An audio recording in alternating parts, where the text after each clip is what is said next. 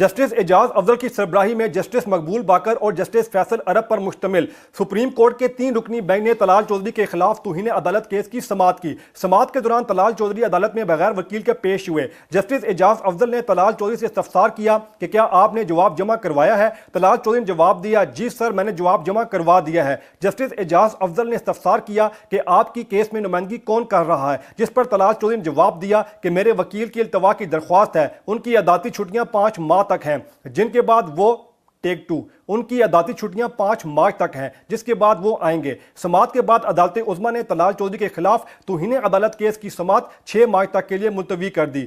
1 फरवरी को अदलिया मुखालिफ तकरीर पर आर्टिकल 184(3) के तहत chief justice of Pakistan justice Saqib Nisar ने मुस्लिम लीग नून के रहनुमा तलाल चौधरी को तौहीन अदालत का नोटिस जारी किया था। 24 फरवरी को तलाल चौधरी ने तौहीन अदालत केस में वकील के तवस्सुत से अपना इब्तदाई जवाब सुप्रीम कोर्ट में जमा करवाया था, जिसमें मौक़िफ़ इख्तियार किया गया था कि उन्होंने अदालती हुक्म की नाफरमानी नहीं की और ना ही इंसाफ की राह में रुकावट डाली। तलाल चौधरी का मजीद कहना था कि वो अदालत का एहतराम करते हैं और उन्होंने ऐसी कोई बात नहीं की। उनका मजीद कहना था कि उन पर जो तौहीन अदालत का इल्ज़ाम है उसकी नुए की तफसीलात फराहम की जाएं।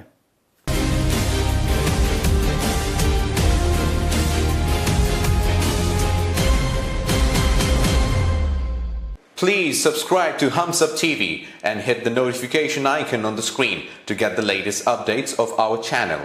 Thank you for watching Hums Up TV.